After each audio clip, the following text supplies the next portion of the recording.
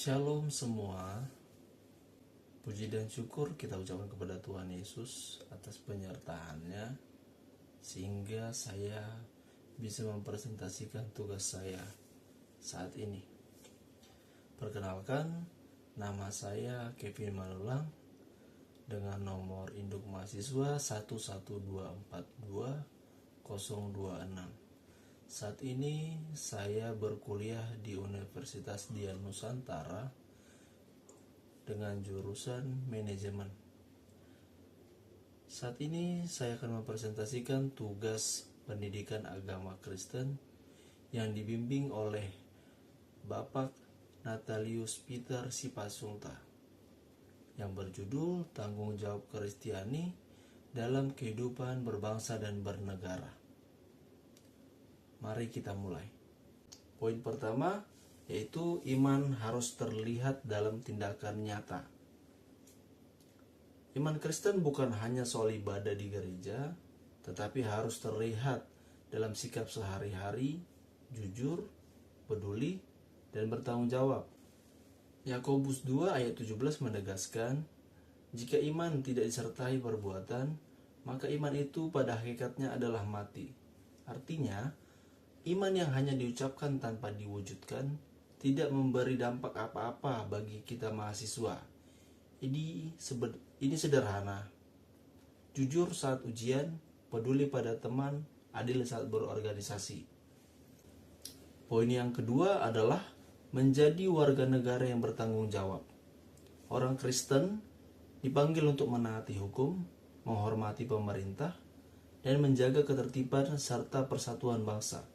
Bagi mahasiswa seperti kita, ini bisa diwujudkan lewat hal yang sederhana seperti disiplin mengikuti aturan kampus, aktif dalam kegiatan positif, dan menggunakan hak pilih secara bijak.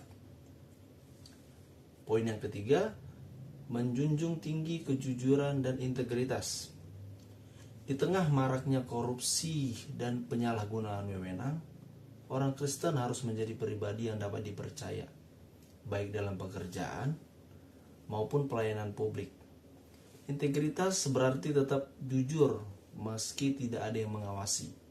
Sebagai mahasiswa, ini dimulai dari hal kecil, tidak plagiat, tidak memanipulasi data tugas atau laporan.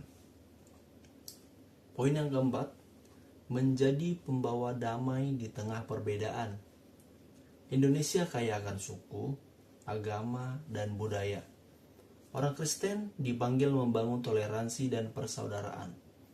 Matius 5 ayat 9 berkata, berbahagialah orang yang membawa damai, karena mereka akan disebut anak-anak Allah.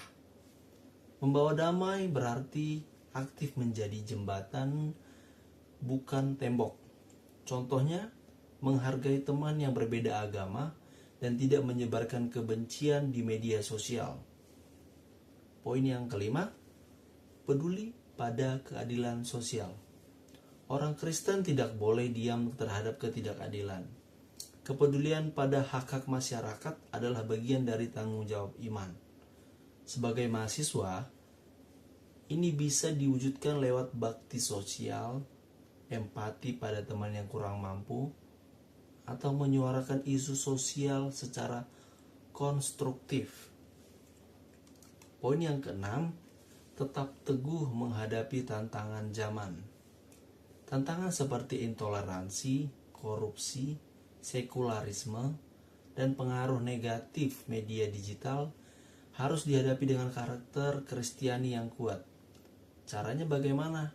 Caranya tetap konsisten berdoa dan membaca firman, aktif dalam komunitas rohani, serta berpikir kritis agar tidak mudah terbawa arus informasi yang menyesatkan.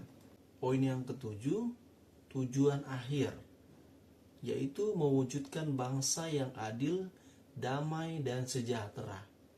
Kontribusi umat Kristen bukan untuk kepentingan kelompok tertentu, tetapi untuk kebaikan seluruh masyarakat Indonesia. Sebagaimana Yesus mengajarkan kita menjadi garam dan terang dunia.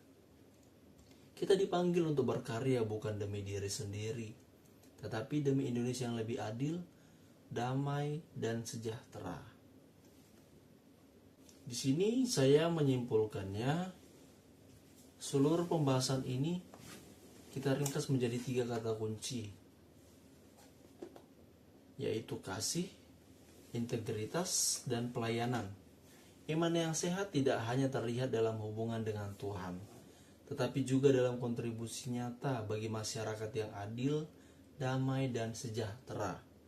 Secara pribadi, tugas ini mengingatkan saya bahwa iman bukan untuk disimpan sendiri, tetapi dihidupi lewat tindakan nyata, mulai dari hal-hal yang kecil yang saya lakukan hari ini sebagai mahasiswa. Demikian presentasi yang dapat saya sampaikan. Terima kasih kepada Bapak Natalius Peter Sipasulta dan rekan-rekan sekalian atas perhatiannya. Tuhan Yesus memberkati. Terima kasih.